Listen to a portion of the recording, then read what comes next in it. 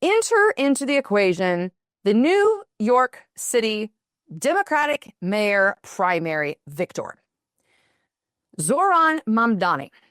Let's talk about this man for a little bit. Mainstream media has lit up about this over the past week. He's 33 years old. He is a Democratic Socialist. He was a New York State Assembly member since 2021. And he actually defeated Governor Andrew Cuomo.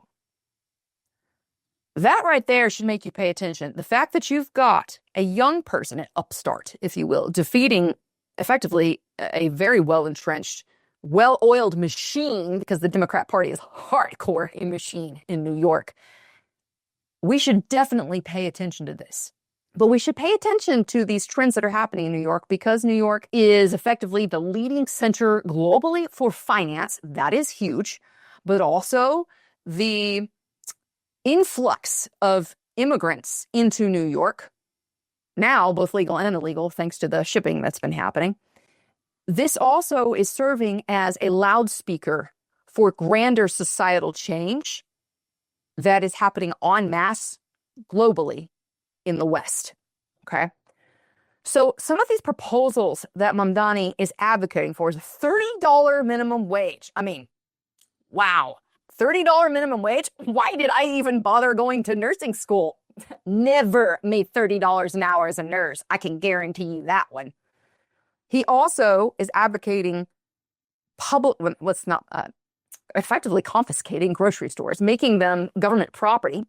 So city-owned grocery stores, free childcare from ages 6 weeks to 5 years. Oh, I'm going to tear that one apart 6 different ways. Also, he wants to increase, this is hilarious to me, increase anti-hate crime spending by 800%. Like, how? What are you going to do? Put up like 800% more billboards saying hate has no home here because we know how well that works. I want to see the flags that are saying bring all the hate here. Like, really, just to take the contrarian position. But seriously, what are you going to spend money on that's going to combat hate? You can't legislate morality and fix heart problems with pens on paper. That doesn't really work. So Mamdani's propositions are, kind of the soft way to socialism. But I mentioned something to you about his background, and I want to share this with you right now. So let's talk about Mamdani's family for a minute. We need to contextualize where this dude came from.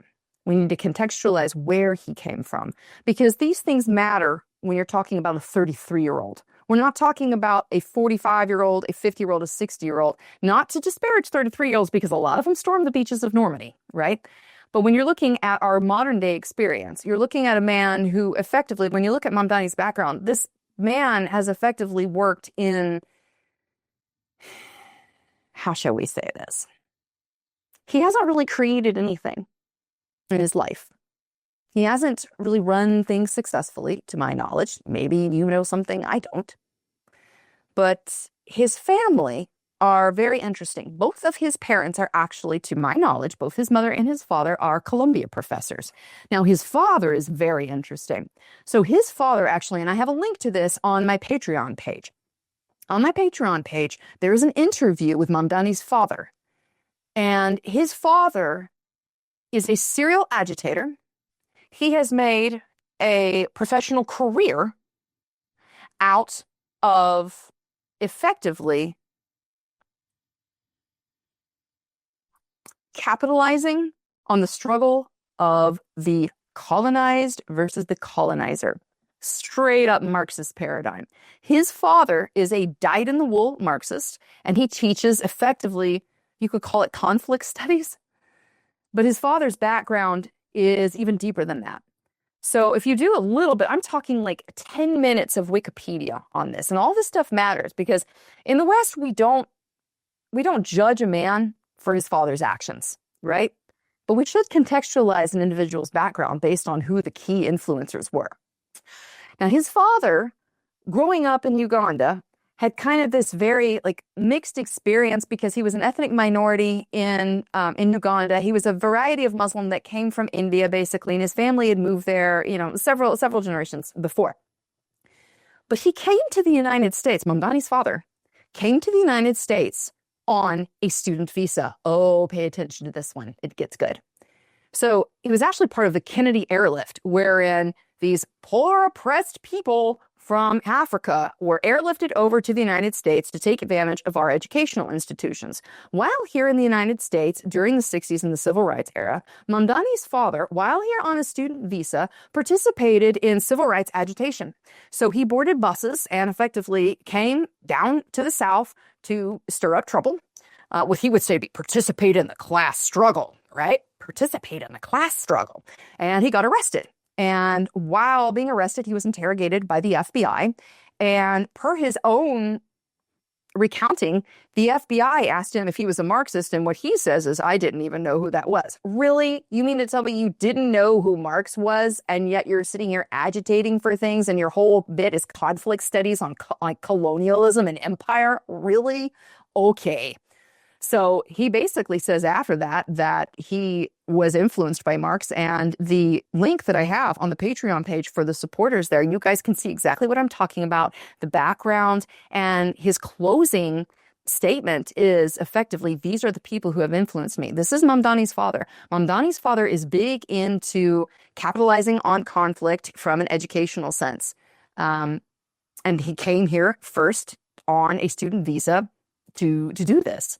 Mamdani's mother, interestingly enough, is also a teacher. She's a professor at Columbia, and her background is also in conflict, but basically on being a filmmaker, right? So she's into the whole documentary thing and effectively shooting propaganda. Call it what it is. So I'm oversimplifying this dude's family, but the reason why I'm bringing this up is to give you kind of a window into who this man's formative influencing opinions came from. His parents do not love the United States of America, period. They hate Western Republican thought, period. And so this now is who is a leading candidate for the largest city in the United States' mayoral election. I mean, this is a big deal. When you consider that oftentimes as New York goes, these trends start to sweep the rest of the nation, this is very troubling. When you look at the nature of a charismatic and dynamic leader and what that can do for a movement, this is where we should really pay attention. Mamdani has some serious problems here. Just based on the fact that he's a socialist, we are guaranteed under the Constitution a Republican form of government. The end. Socialism and like the whole democracy thing. No, we are a republic. The end. So now when you consider that we have a dude who's advocating for effectively the abolishment of the Constitution, although he'll say, right, he'll say that he's all for the Constitution as far as like securing rights for people, and he's about the struggle. He's about the class struggle. And when I say the class struggle, he is hardcore into this bit on globalizing the intifada. Now, the thing is, this man is indeed a Muslim, okay? From everything that I can put together, I don't see the dude being particularly Sharia-esque himself, just based on the fact that his father being a Muslim married a Hindu. So, like, that's not really a thing in very observant Muslim families. Like, the woman has to convert in order to be, considered, like, the whole family to be considered things. So, the family themselves, in my opinion, you may have a different one, and if you think so, please leave me a comment below. But in my opinion, the family is more about socialism worldwide as a transnational ideology than they are necessarily about Islam and Sharia. Now, when the two intersect, that's the thing. Like when Islamofascism intersects for the common purpose of taking down and dethroning the United States and breaking up the Republic, then they'll totally play ball with each other. Churchill said it best. There's my Churchill book back there. Churchill said it best. Democracy is a tool to be used and afterwards broken. Democracy is a tool to be used and afterwards broken, i.e., by people who would seek to break down the Republic and break down Western democracies, right? Meaning democratic, meaning the people en masse will participate in their government, not necessarily democracy over a Republican form of government. When their mutual goals of destruction of the West align, I totally see Mamdani and his buddies lining up. I mean, I saw, like many of you probably, I saw him speaking at a masjid, which is basically a Muslim house of learning and gathering. And he was really trying to recruit people, based on their like Muslim shared camaraderie and brotherhood. But the thing is, he and his mother's been a big part of this as well. He's big into this globalizing the intifada, and this we should really pay attention to, okay? Because multiple times he has either alluded to this fact that like Israel is this apartheid state, etc. And I'm not going to go down hardcore on like the Israel path per se. I just want you to understand something here. Whether you like this or not, Israel is the only legit democratic country in the Middle East. Everything else is a dictatorship. Okay? The end.